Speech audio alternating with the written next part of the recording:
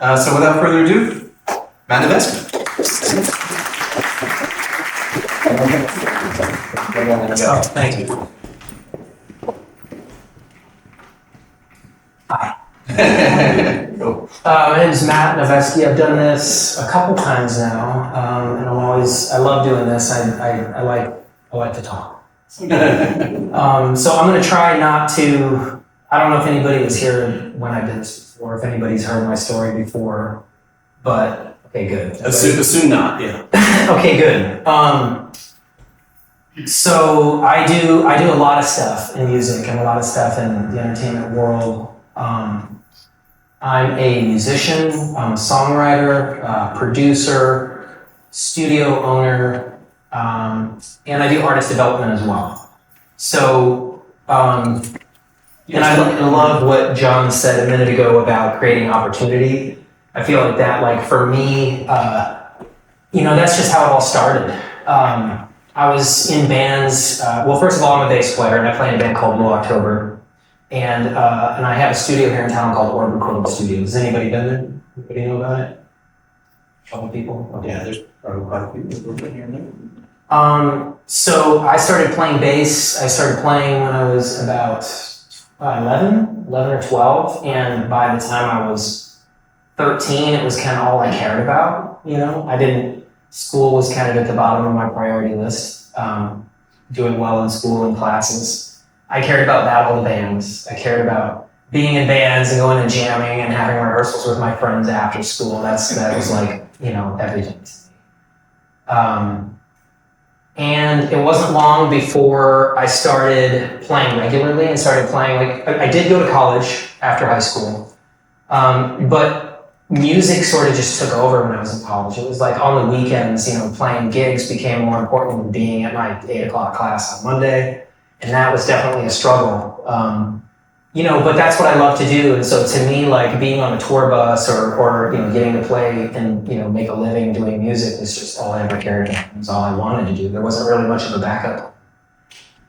So I just kind of right place, right time. But at the same time, like what John said, I was always trying to create opportunities for my bands and for, the bands I was in and the different projects that I was doing. So I was kind of the one that was like back in the day before social media, making flyers, right? And posting flyers on going out, on the weekend, the square downtown and putting flyers on everybody's windshield on their car, and putting flyers up on telephone poles and making press kits, which now you have what are called EPKs, electronic press kits for your bands, right? It's super easy. It's all online. You just send an email and everything's the promoter or the club owner has your stuff and it's easy. But back in the day, you'd have to take a CD or a cassette tape, take an envelope, write something to that promoter or whoever it was, or radio station, whatever it was, and put it in the envelope and, this is why you gotta like my band and this is why you gotta listen to our terrible demo and all this. And you'd have to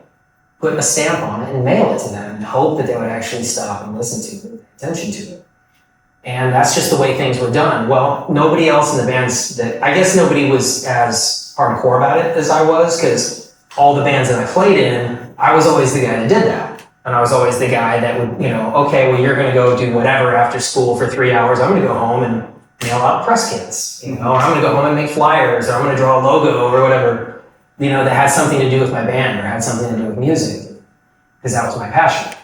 So in college, like I said, I would just play every weekend. I would get out and I was playing like 4 or 5 different bands when I was in college, and that was really all that mattered. And then while I was in college, I happened to mail a press kit out to a place in Lansing, Michigan that needed a fill-in band at the last second. I'm from Michigan, by the way. And I grew up in Traverse City, which is hours away from anywhere. So when we would go see a concert back in my day, it was like a 4-hour journey. There, 4 hours back, you spend the night somewhere. It was like a ritual. It wasn't like, oh, there's a band in town, go check it out. So it was like a whole weekend thing, so I think it made it even more special. But I went down with my band and basically did like a fill-in gig opening for this band that I guess like their opener just dropped off the last second or something.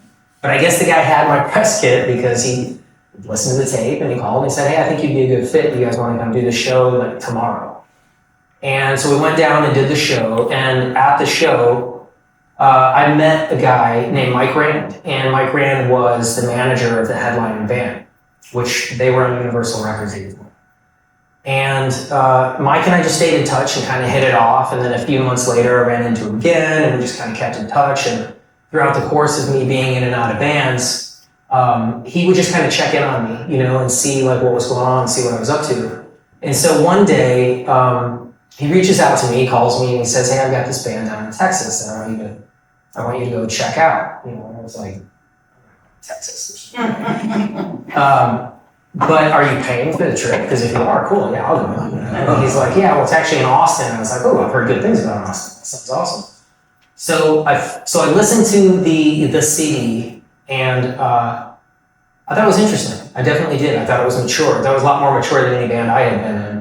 But it wasn't until I flew down and saw the band live that I got it, you know, and I saw the band in concert, and I was like, whoa, this is that kind of intangible thing that you look for when you go to a show, you know. I remember that's happened to me many times. It used to happen all the time. I remember seeing Rage Against the Machine at Lollapalooza in '92, and they were on at 11 o'clock in the morning on the main stage, and being like, what is that? This is that thing. I don't know what it is, but this is that thing. It's incredible. This is like, I'm going to go get this tape tomorrow, and I'm going to wear their t-shirts, and I'm going to work with them for the rest of my life. So I felt that thing when I saw the band, and so I said, yeah, screw it. I'll pack up my car and break my lease and move down and join the band, which is what I did. So 3 weeks later, I pack up, break my lease, and move down, join the band, and about 6 months after moving down, we signed with Universal, the same label as there you go. So to me, you know, as like a 22-year-old bass player, like I said, just wanting to do this full time, getting signed to a record label was like, yes, we've made it. You know, this is everything we've ever wanted, and all of our dreams are going to come true. And we go out to LA and we make a record with this producer named Nick Launay, who's absolutely fantastic. And we spend about $500,000 of the record label's money making a record that nobody heard. Nobody cared about, nobody listened to. Because a few months after the album came out, we got dropped. So that was quite an experience, because at that time I was like, whoa, I moved all the way down here, I joined this band, and we got signed, and I thought everything was going to happen. I guess it's not happening. What does this mean? But the cool thing is we got tighter as a band, we got tighter as a group of creative individuals, and we kept going. And we made new music, and we hired our own people, and we found a new manager, and we got on the radio in Dallas, this radio station called The Edge, which is like the first station really ever get behind us. And then the next thing you know, a couple years later, after that all went down, record labels started looking. They start, reaching out to us again. So we get back together again with Universal. So I've actually been signed to the same major label twice, which is really weird. It's like being married to the same person twice. Kind of strange. And the second time around was definitely a charm. We put out a record in 2006. And, we put out one record in between there, which is the one that we did independently that got noticed for us and kind of got us on everybody's radar again.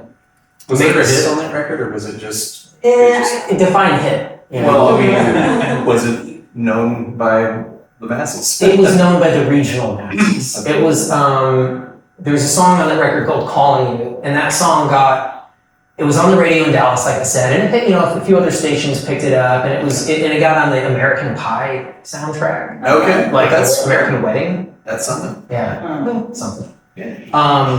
But it was like, at the time to us, it was like, yes, in fact, when it came out and the movie came out, it was like, oh, we're in a movie, oh my God, I can't. So we go to see the movie, because back then you had to go see them. There was no, getting online and like send a link or something, it was like, you have to wait. And we go, and it's in a scene where you can barely hear it. It's like it's in the background, It's like, so, but it didn't have a hit song. It didn't, but it was, I think the album was good enough and strong enough that it did get the attention of major record labels and a lot of other people.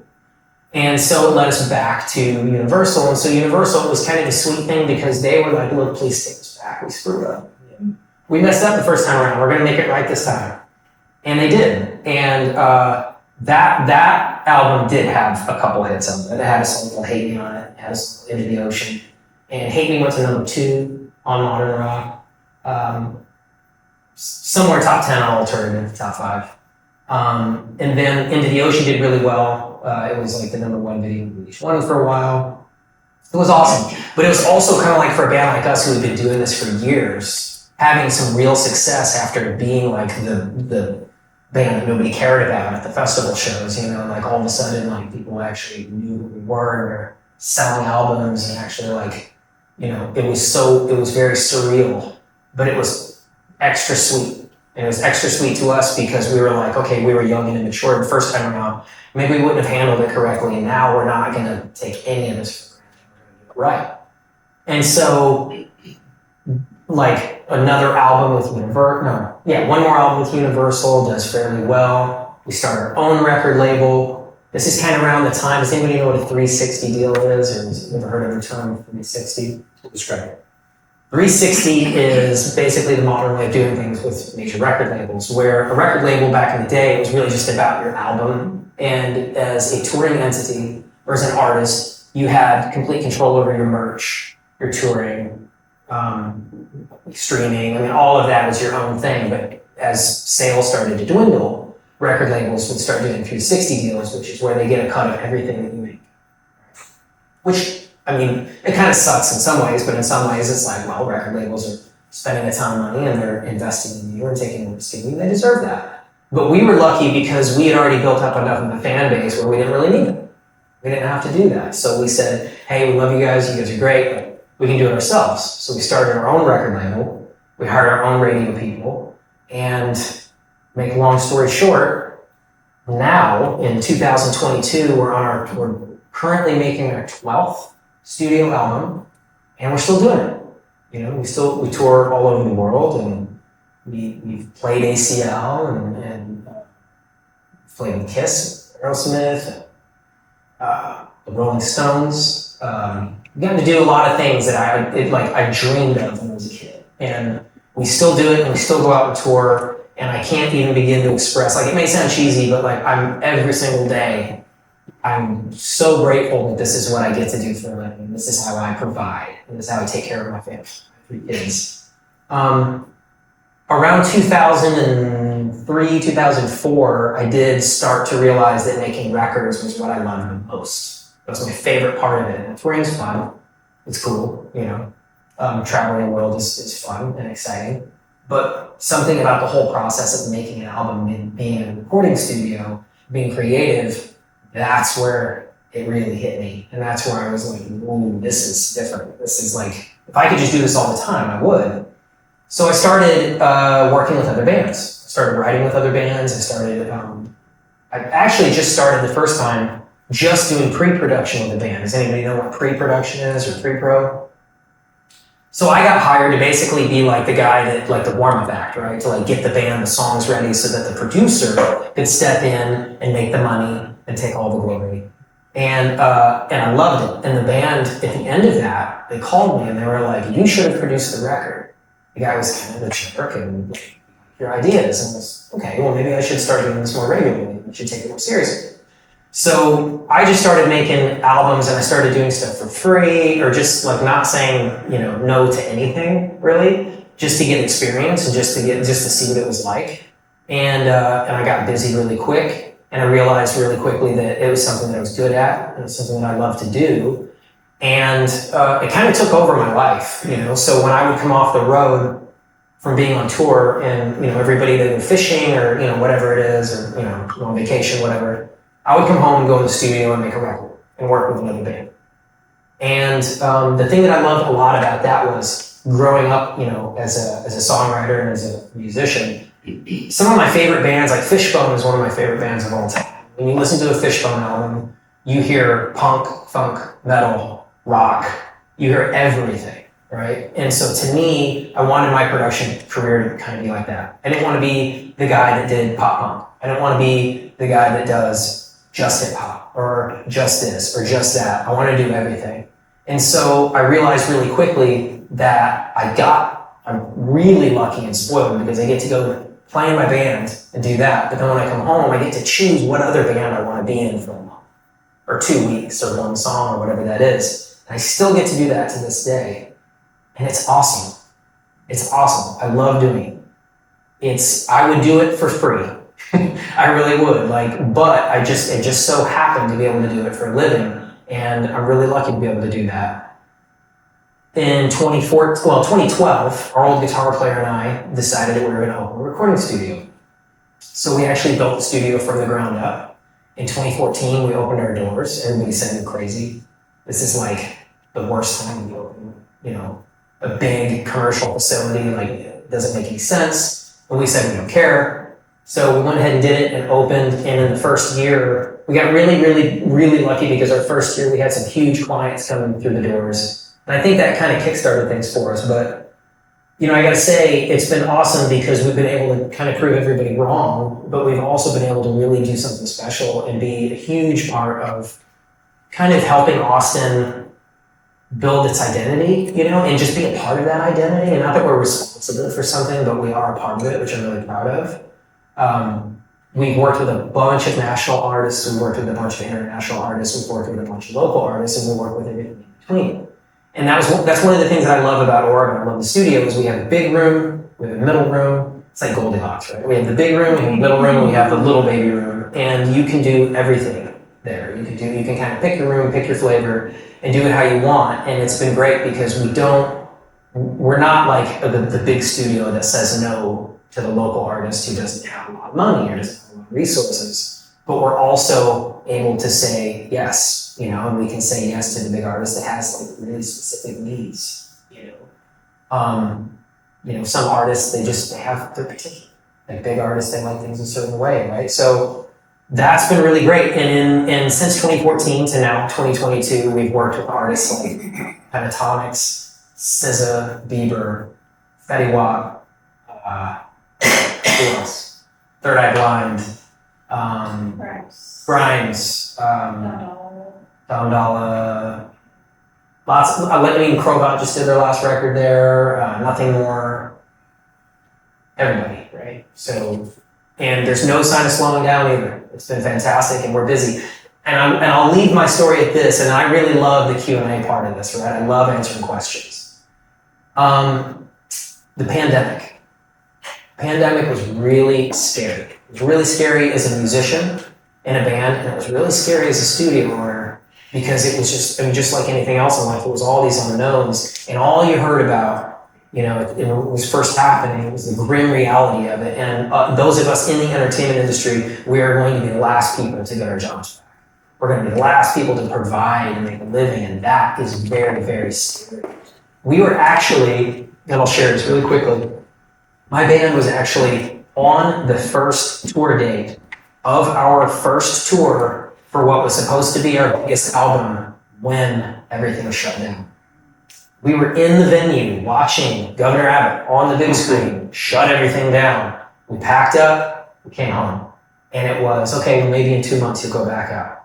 Then it was, maybe in 6 months you'll go back out. Well, it's looking like for the rest of the year that's not going to happen. And you guys know how that story ends, right?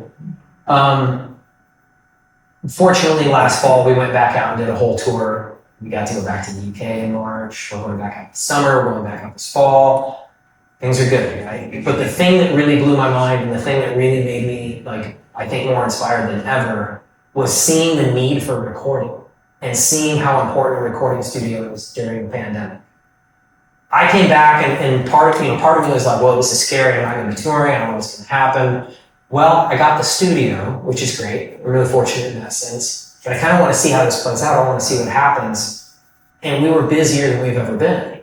And I mean, duh, every artist wants to record. They want to stay busy, keep moving and keep momentum going and stay creative and whatever that is. So it was really good for us, but it really opened my eyes and it really made me realize just how important a space is, how important a creative space is for artists and for musicians. And I really don't think that will ever go away. I don't think that will ever change. I think that's one mainstay about the music business and about the entertainment industry is having places, some legendary places right here in Austin, you know, that you can go and you can make an album or you can make a song or an EP or whatever that is, and you can work with a producer and engineers and other artists and be creative and create your art that's never going to go away. And that's something that's never, ever, ever going to shut down or stop. Thank God.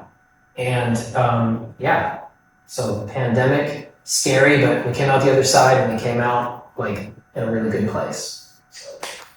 So that's my story. That's what I do. I love, like I said, I really do like answering questions a lot, so I'd love to take some questions if that's cool. And on that note, like there are no stupid questions. There's no such thing, you know. Like John said earlier, like it looks different for all of us. You know, we all have different paths. Some of us do a lot of different things because you kind of have to. You have to diversify.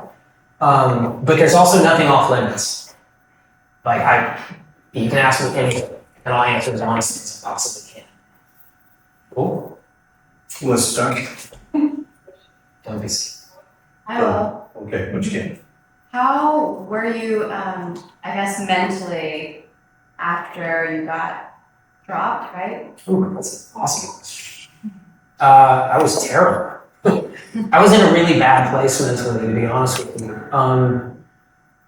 You know, I mean, some of the things that you go through being in a band and being in a rock band that gets signed they're not very real and they're not very realistic. It's very, you know, like when you're getting courted by record labels, it's what's called from Lobster, and it's nonsense. You know, it really is. It's not reality. It's not real life. You know, it's not, oh, hey, you know, you're going to be with 12 really smelly people in a bus for your whole life. You know, it's like, it just, you know, it is what it is. But it's also fascinating and exciting. And when you think that you're getting a taste of that, and you put all this energy in 3 months of making an album, because back then you had to spend 3 months making an album, because it was all to tape, which is a whole, we could talk about that all day. You put a lot of energy into something, a lot of heart into something, right? And when it doesn't react, and people don't respond the way that you're told they're going to, that is shocking. I mean, it really is. But at the same time, as cheesy as it sounds, I'm so glad that it happened. So glad that it happened looking back, because I was kind of an a-hole when I was 22, 23, you know? Like, I was, in a lot of ways, you know? I mean, not deep down inside, but, you know, I just wasn't prepared for that. I wasn't really prepared for doing it right. And so getting dropped by our record label and kind of like the reality of like, you know what, you're not better than anybody else. You gotta work for this. Like, that was a good thing. It was a really good thing. I think honestly, it's a huge reason why I'm actually still 20-some years into it. I'm still touring with the same group of dudes, you know, because we went through that together. But mentally, I was for a while. Yeah, by the way, they probably didn't tell you the statistics back then, right? 5% of the major label signed bands that released records, only 5% made it to the second. Yeah. Yep. Then wait till after you're dropped to tell you that. And I don't even know, like, statistically how many bands are signed in the same label twice. That's gotta be, I'd love to know that statistic. It's got a pretty great. That's gotta be. Successfully, Liz. Yeah. Yes, exactly. Just like marriage. Yeah. Cool. What's some advice you give to create a gig experience that's really attractive to your audience and to any potential record label? That's another great question. Don't cheap out. That's important, right? So when you're in a band, and this is something that we deal with as a band, like every tour. You get a budget. You have to work within that budget because you have to look at your bottom line. And I'm 45, and I'm the second youngest guy in the band. Okay, I have 3 kids. I got to be able to make money. I have to go out on tour and come back and have a paycheck at the end of that. But you can't start like cutting corners when it comes to your tour. You can't do that. You're not giving your fans the experience they deserve. You're just not. And that's something that we struggle with and we argue about as a band. I mean, we have like full-on arguments about this because we got one guy in the band who's, let's bring out the newest light package and this is like gonna be awesome. And we're like, yeah, this is awesome. Then we see the cost. And it's like, nope, let's put that back. Let's leave the light guy at home, you know? So to me, but the thing that we keep coming back to, and we still have that same manager that I brought up earlier, right? And one of the things that he talks about all the time, I have so much respect for this, is the fan experience. The fan experience. If you go out and you give the minimum, they're not going to come back. They're just not going to care. And you think about the concerts that you went to that you love, the concerts that stick with you and that you're like, oh man, I missed that, you know? Those are usually concerts with great light shows and where somebody was just blowing your mind on stage and the sound was good and the venue was comfortable and the security was cool and just everything was in the right place, right? So to me, I think that early on in your career as an artist, I think it's really, really important that you put everything before the dollar signs. Don't worry about making money. Say yes to everything and make it the best it can possibly be. Go out there and spend money making your show better. Like, get lights. You have Ableton rigs that run lights. And you can run lights at the click of a button. There's no excuse to not do those things. It's an investment, it costs money, but if you just get up on stage and do the bare minimum, we're not leaving people with you, you know? Here's another thing. This is really, really, really important. Merchandise. I can't tell you how many times, and I mentioned this earlier, but I'm an artist development. I work with other artists, right? I can't tell you how many shows I've been to. How many where it's a young band and they're so good and it's like mind-blowing how good they are and they have no merchandise. They have no vinyl. They don't have, CDs in the back. They didn't have CDs. They didn't have t-shirts. They didn't have anything to leave you with. People are so distracted now, right? Like the next day, it's, oh yeah, I have a 14-year-old daughter, right? And she is like, oh, this is awesome. The next day she forgot. Right? That's the world we're in right now. That's the world that we live in is like, if you have a moment, if you have an opportunity, you've got to grab it. So to me, investing in merchandise and having cool, unique merchandise at every single show, even if you know 20 people are going to be there or 5 people are going to be there, I guarantee you they'll buy some. I guarantee you that. I guarantee they will get up, buy a t-shirt if it looks cool, and then they're going to remember you. They're not going to forget about you. So have merch at every show. I hope I answered your answer. Yes. So if you were to start all over, knowing what you know now, and kind of expedite that learning curve of trial and error, what would you prioritize as, I guess, the most important things for you to learn as a music producer, composer, and artist developer that would make you as successful as possible to where you would be even further than you are right now if you were just starting right now? I love that question. Okay. And I'm going to give you a really honest answer. I don't live my life with regrets. I don't. And I know a lot of people say that. I don't. I try not to live in the past. But there is one huge thing that I do know deep down inside I would do differently as far as my production. I'm not an engineer. I can't engineer to save my life. Can't do it, right? So I depend on my engineers that I work with, and I am so lucky that I work with some really badass engineers. That I have a staff, and I can depend on my staff, and I can have the kind of communication with them that I need to get my vision across. So I'm so lucky in that sense. But the reality of it is, being a producer who doesn't engineer is dead. I'm probably the last person that's going to be allowed to do that ever. I work with, there's a 17-year-old kid that I work with now that blows my mind. Watching him work on Ableton is unreal. How good he is and how fast he is. That is how production is done now. It's quick, it's fast. You build music beds quickly. Artists don't have any patience whatsoever. They want to hear something here now. You can tune vocals quickly. You can comp vocals quickly. All those things you got to be able to do. That is modern production. Modern production is nothing like it used to be. So I know that the way that I do things, while I think I have a lot to offer, I know that holds me back. I know that. So I know that in some ways, there are probably a couple gigs along the way that I was really close to getting that I didn't get because I wasn't able to do both at the same time.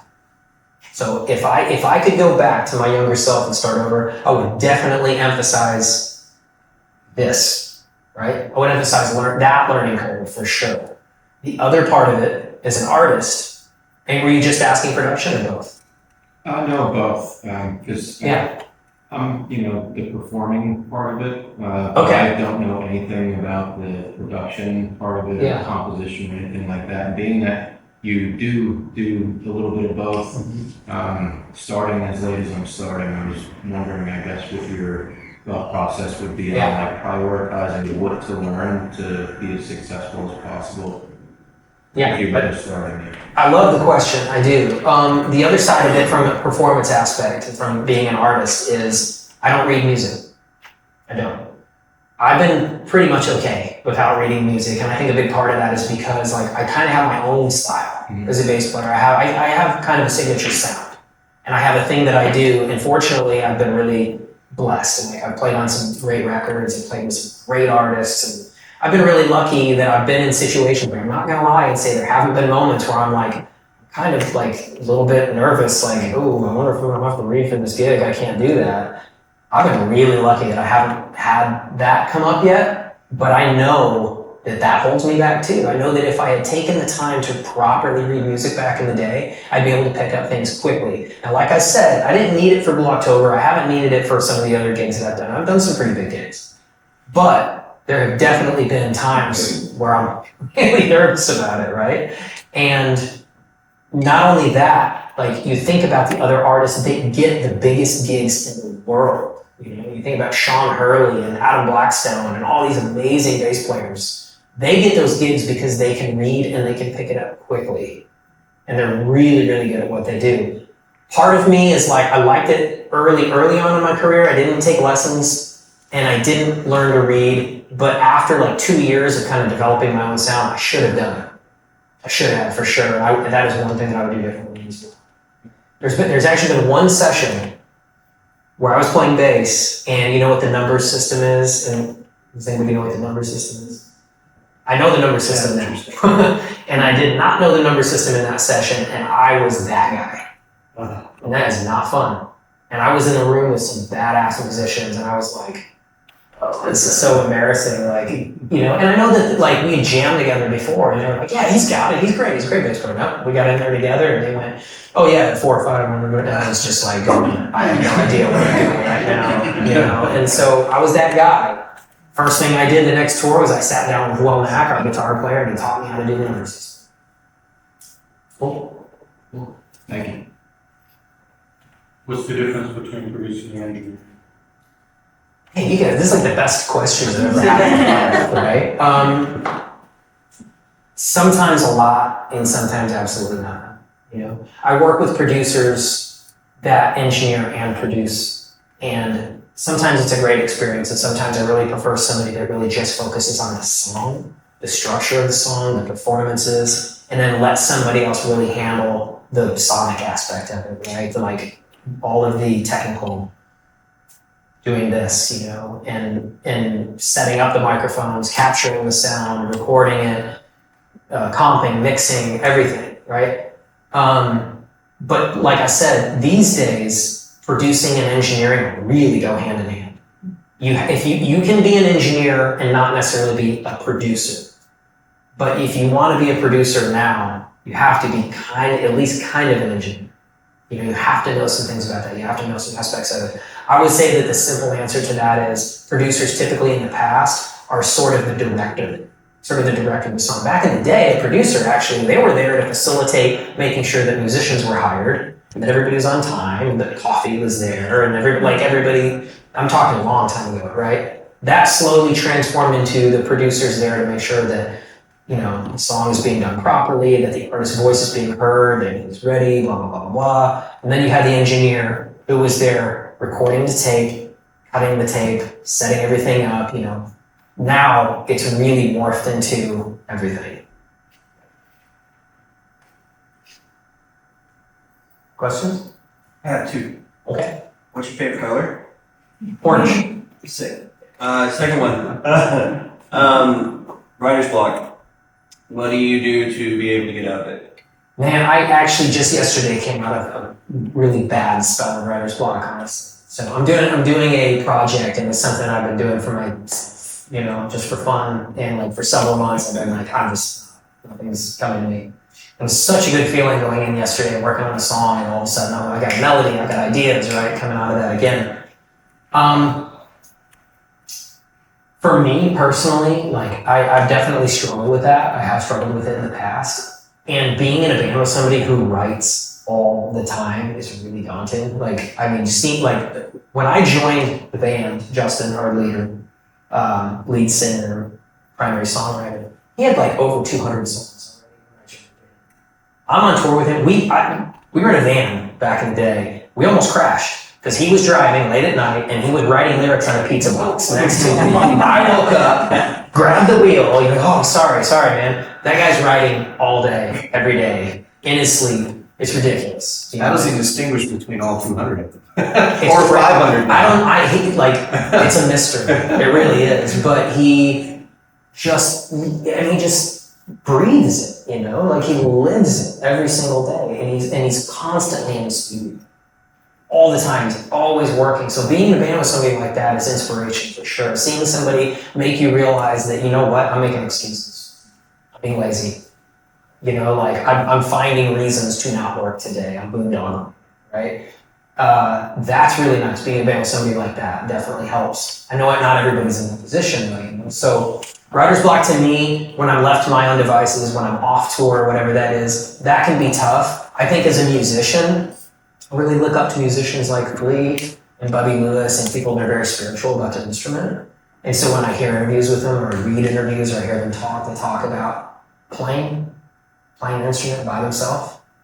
I try to find those moments. Like I try to make myself go, you know what? I'm stressed. I got a lot going on in my life. I'm busy.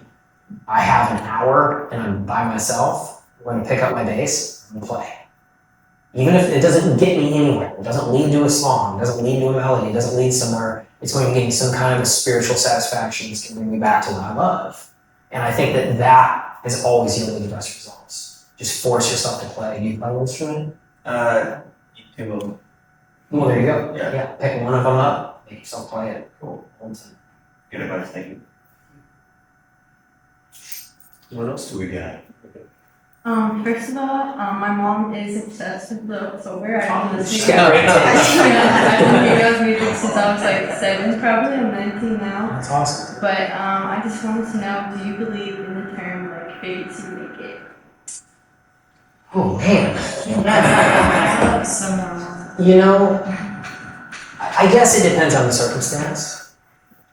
Part of me, and I don't know if this is just because I'm in my 40s and I'm grumpy, but I think that there's I think about live shows a lot. I think about tours, and I think about concerts, and I think about the concert experience.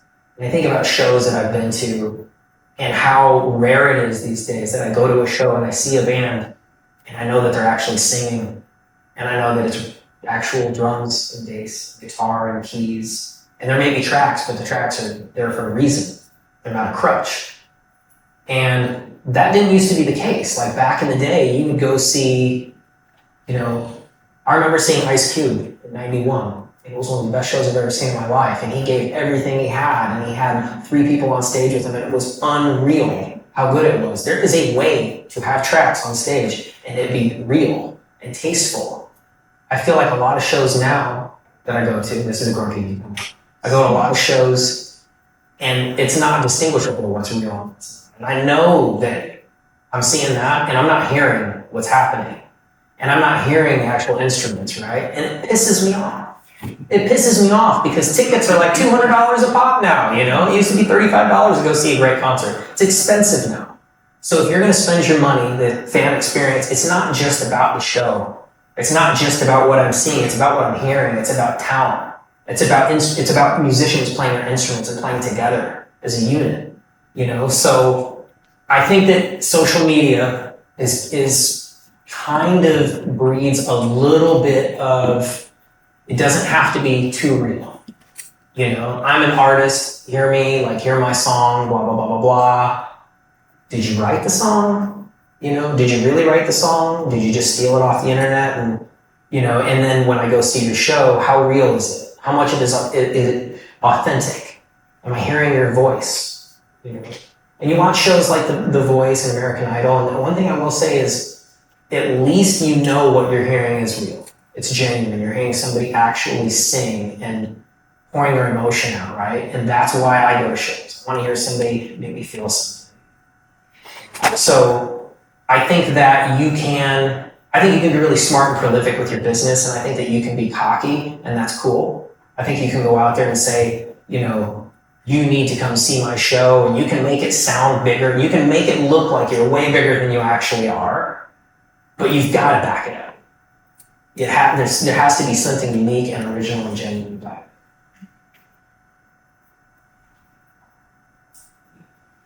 Anybody else?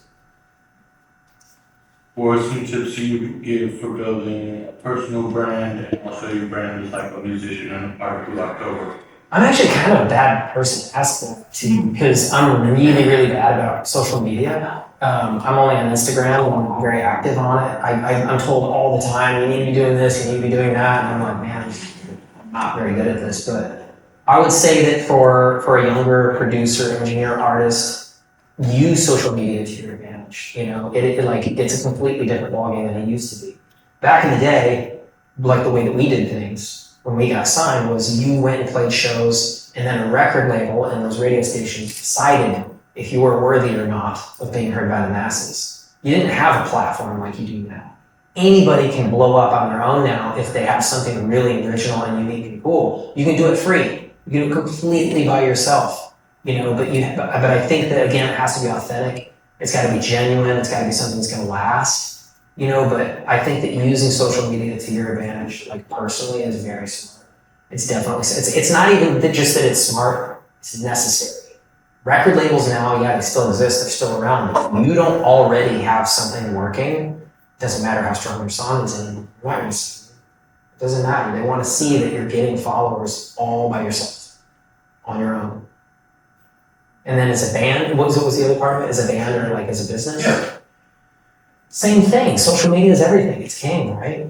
I mean, I feel like as a studio, we are pretty good about that. It's not that we're posting all the time, but we have meaningful content, and when we have people in the studio and they're done, not while they're in there, but when they're done at the studio, we have permission to talk about it. We're good about following up and letting people know that they were there and what kind of experience they had. But I would say social media. I don't think you need to necessarily hire a publicist right away and go out and do a big, expensive PR campaign or something. Use social media to your benefit. Get as far as you can with it free on your own, and then start thinking about things like buying ads and stuff like that. But you need to be producing good content. That's the whole point. and it's got to be all the time. And you have to release it in ways that are smart. I wouldn't, if you are an artist, right, may just be releasing little teasers of tracks, you're not going to release a finished track or something, but you are going to put little teasers of things that are entertaining on a regular basis, and then you have to build your base. It's a long process. Absolutely. For sure. Yeah. But you tend to do it all the time, every day, and I think being prolific is extremely important. And teasers of your tracks, that's really smart for sure. That's, I think that something else that's important to think about, this isn't just even in terms of like building your brand, but also like building your songs, your catalog, is always be thinking about the fact, because whether you want to admit it or not, in the back of your mind, you're thinking, how are people going to digest it? Is somebody going to like this? Anybody who says that they never think about that that's not us. Everybody thinks, what are people going to think about this? It crosses your mind. You always got to be thinking about the fact that people generally want to hear something that they've never heard before or something they've heard a million times. They don't usually want to hear anything in between, right? So do something that is so familiar, so catchy, and so poppy that it's undeniable, or do something that nobody has ever heard before. And I think it's kind of the same thing with social media. Be creative, like John said, good content. Don't just throw stuff out there to do it. And definitely, I would say quality over quantity as well. It's, posting a lot is good, but make sure that what you're doing is quality. Cool, so I'm going to ask one last question, and then we can still be social, everybody can hang out and goof around, but I'll ask one last question, and then we'll wrap up and just chill out a little. Just classic last question, right? Assuming you're a young, and I realize you're a performer primarily, but still producer, maybe engineer that you want to be. and you're about to get into it, but you're just getting started. And, what would be your best advice? I know this is kind of similar to the other question, but it's a little bit different, right? What would be your best advice to that person to have success, right? I mean, as a producer engineer in this day and age, right? What's your best advice there? I mean, yeah. It's from my perspective, it's really, really simple. Don't say no to anything. Just don't. Say yes to everything you can do. And I know that can be a little bit dangerous because you run the risk of spreading yourself thin, right? But early in your career, like early on as an artist or especially as a producer, engineer, the only way that you're going to experience the things that you have no idea if they're even out there is by doing it.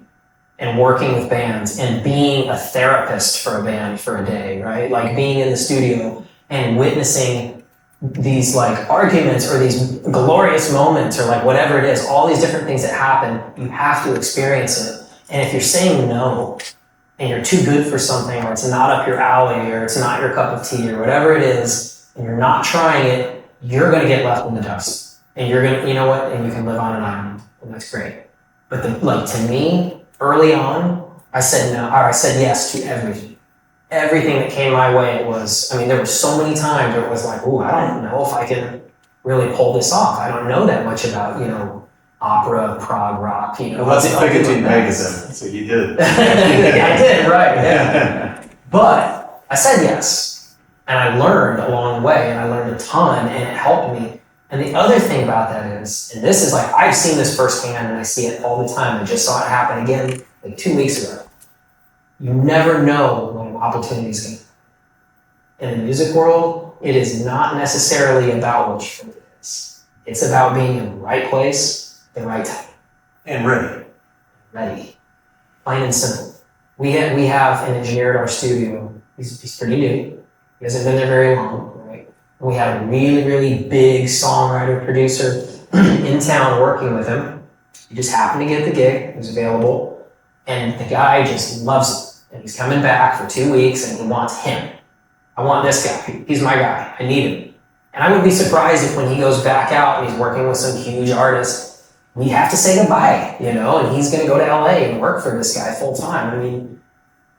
That stuff happens. It really does. What John said though, he was ready. He was totally ready for the gig. He was up for the challenge when it happened. He kicked ass. He's the guy, right? But if he hadn't said yes, and if he hadn't been there and been available, if he had turned it down, or nah, it's not really my thing, whatever that is, like he never would have known. He never would have known. And for me personally, it was the same thing with Blue October. Honestly, I honestly wasn't in love with the first record. I thought it was okay. But I wanted to see it. I wanted to see the band live. I wanted to at least just give it a chance and give it a shot. And I said yes. And I went down and saw the band, and then it made sense. So I would say yes to everything. Just go do it. Get the experience. Man, thank you so much. Thank you. Really appreciate it.